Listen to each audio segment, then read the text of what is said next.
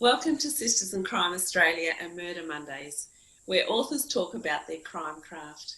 I'm Karina Kilmore, a debut crime writer, a journalist and a national convener for Sisters in Crime, and we've been celebrating women's crime writing since 1991.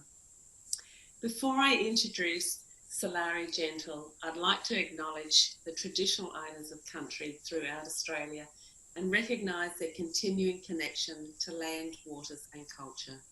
We pay our respects to their elders past, present and emerging. Sulari, you studied astrophysics before a career in corporate law and then, very sensibly, took up a life of crime with a spot of truffle growing on the side.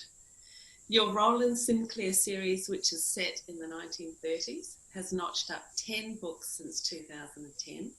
The adventures have taken Rowley and his pals all over Australia, as well as Nazi Germany, China, England, and the United States.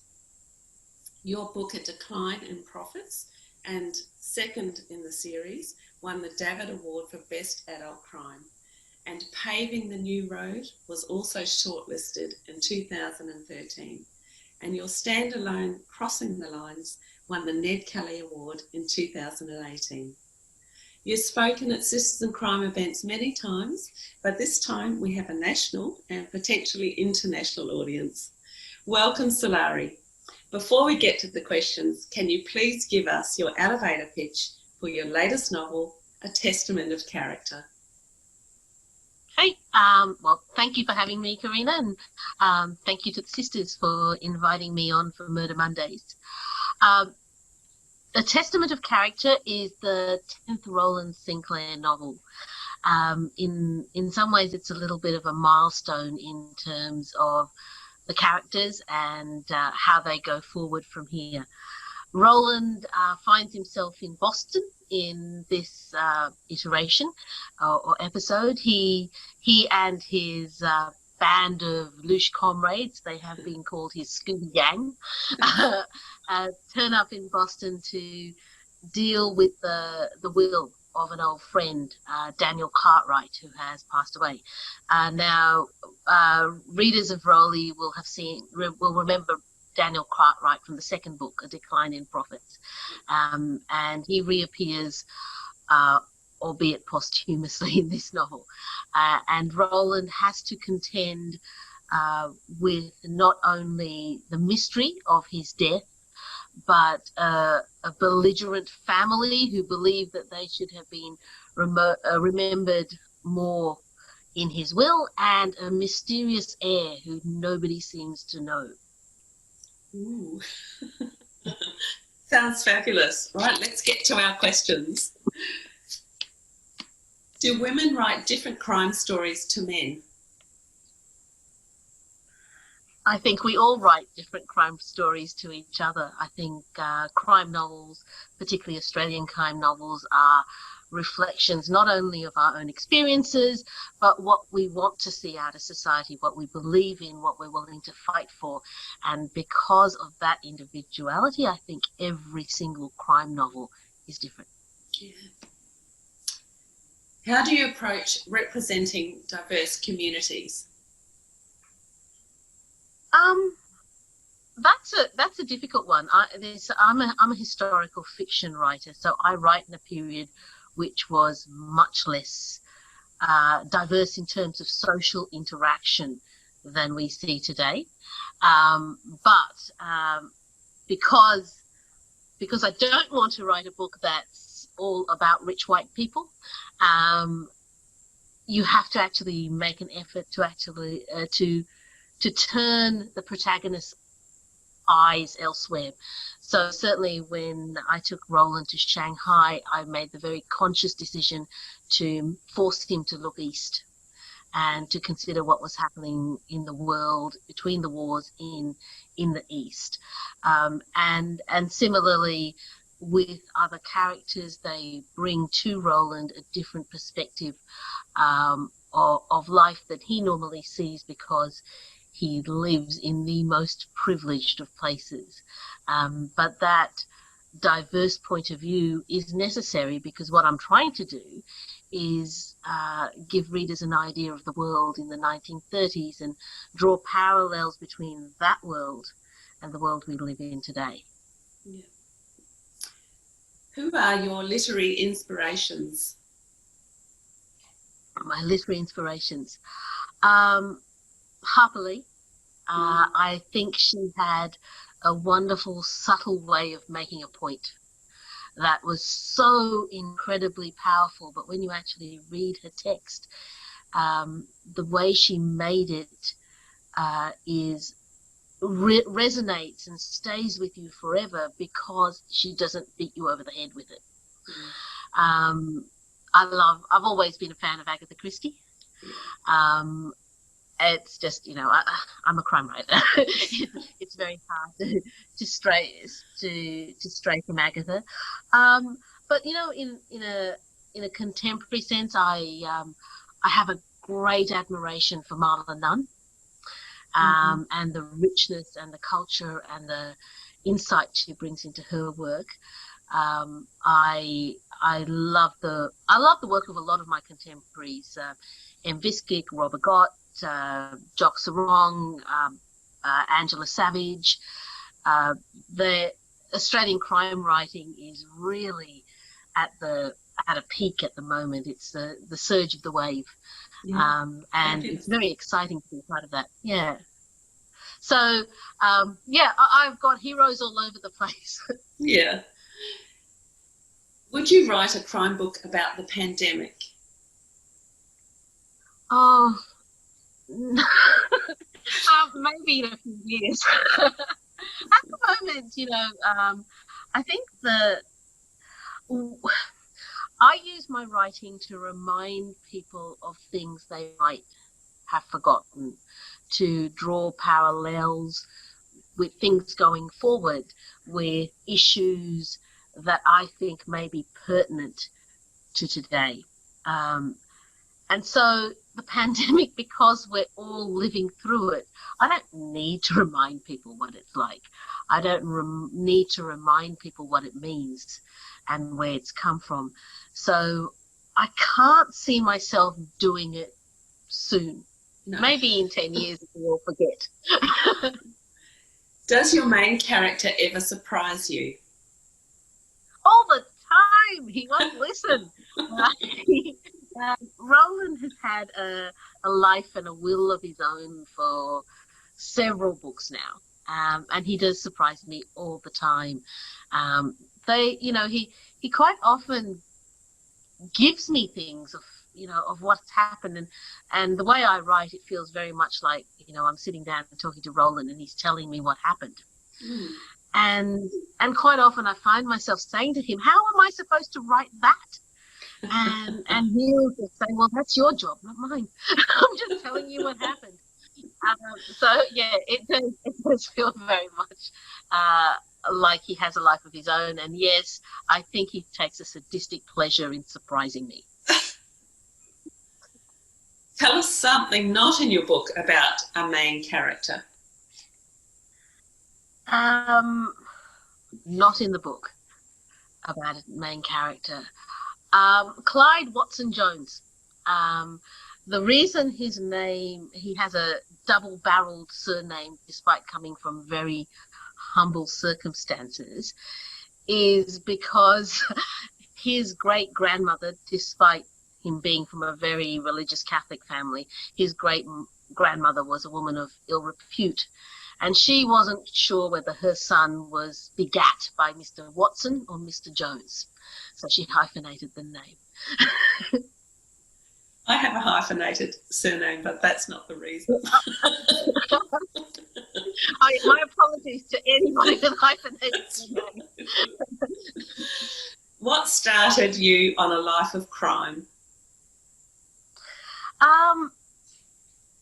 It sounds so lame when I say it, but my husband suggested I write a murder. And at the time I was writing Greek mythic fiction. And that sounds bizarre, but it was sort of epic fiction based on Homeric poems, I suppose, and ancient Greek myth.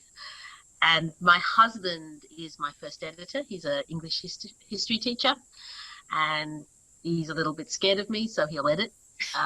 So my practice is to write a chapter and hand it to Michael and get him to sanity check and edit it.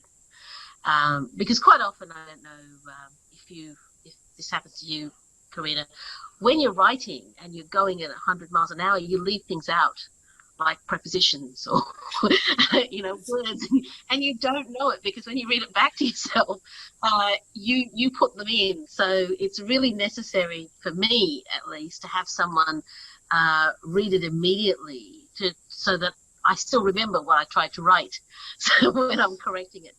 But Michael would read the Greek mythic fiction, and it's not his thing. He could read it for a story, but he'd stumble on every Greek name, and he would just never get as passionate about it as I did. And he just turned around to me one day and he suggested I write murder.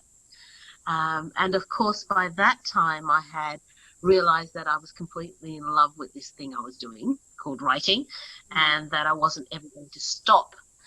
But the problem that I always find for writers is not actually writing itself, but making your writing life work with the real life in which you live. And so I had this dilemma in that I knew I was going to write. I was going to disappear into my own head for days and weeks at a time. But I was married and I had no plans of getting rid of Michael. So I had to make them work together. So initially, I really just wrote a murder because I thought, well, that'll keep him editing my books. And it just started on that line. But once I started writing crime fiction, it just seemed natural. And now I have great difficulty writing a story without a murder in it. Yeah. Certainly with nothing crossing the lines. I didn't intend to write a crime fiction, but all of a sudden a body appeared. And, just like that. All of a sudden you think you're writing literature, and then all of a sudden there's a body. and everything. What's your, you might have already half answered this with the answer of Michael, but what's your top self-editing tip? My top self-editing tip. Okay, so forget about Michael. It is handy, but he's not a self-editor. I think reading it out loud is, I think if you can't say it comfortably, you haven't written it well enough. And there's a certain musicality of words that you only understand when you've read it out loud. And it just, I suppose it depends what you want out of your book, but for me, the way it sounds is really important. I want the words to sound beautiful as well as mean something. Yeah, lovely. How do you write about sex? With great embarrassment. Look, this is one that I struggled with for a long time. I think the first sex scene in the Rowland Sinclair books appeared in A Dangerous Language, which was book 8, and certainly Crossing the Lines has a sex scene. A couple of the other manuscripts I'm working on have sex scenes. What I do is when I write a sex scene, I concentrate on the feelings of the characters rather than the mechanics of who put what where, because who put what where is what gets you into trouble. It sounds strange and weird, and all of a sudden you've won the Bad Sex Award. But if you keep it connected to what the characters are feeling, then you have a chance at writing a scene that's beautiful and moving, despite the fact that it's a sex scene. What's the hardest part about writing a novel? I think always there, for me, because I'm a complete pantser, in that I don't plot at all. I have no idea what I'm doing at all. I just start writing and no idea who's going to die, no idea who did it, no idea who's going to walk into the story. And that has worked for me, but typically about 75% through every single novel, I reach a point where I think, oh my God, I've written myself into a corner. What on earth am I going to do now? And that is the most difficult part for me of writing a novel, because you've got to just grit your teeth and keep going. Yeah. And trust that it will work out, and not let that crisis of fate sort of take over and just stop. So everything, and without fail, every single novel, you get to that point where you think, oh no, I've really done it this time. This is it. The magic is gone.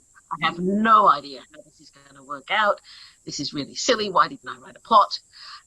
And that is difficult. Other than that, it's what all writers face when the first reviews come back. And it doesn't matter how many books you've written, though, waiting for those first reviews, you know, something, and despite the fact that you work with professionals, you've worked with editors and publishers, there's always this feeling of everyone's going to hate it. You know, everybody I've worked with so far is wrong, and this is terrible, and they're going to find me out. I shouldn't be a writer at all. And so there's always that moment. And I think we all go through that, and that's the price we pay for being able to spend most of our lives just doing what we love. Yeah. How do you decide the scene of a crime? How do I decide the scene of a crime? Well, quite often with the body. Quite often, I'm not really conscious of deciding. Mm-hmm. It just seems apparent to me that this is what happened. And so this is what I was saying before, where it feels very much like someone's telling me the story and I'm just communicating it with you. Or that Rowland's just telling me what happened. I'm never actually conscious of making a decision. Yeah. It's just what happened. And suddenly I just know this is what happened. That's your pantser roots. That's the complete pantser roots, yes. How many drafts do you write before handing it in? One.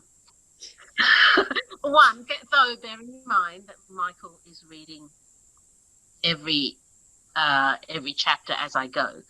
Though he doesn't really structurally change, but if there's something that doesn't make sense, I know at the time I've written it, hang on, what's gone on here?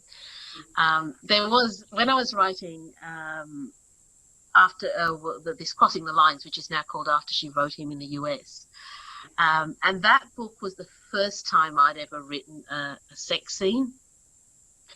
And so I thought, oh, well, he's just checking for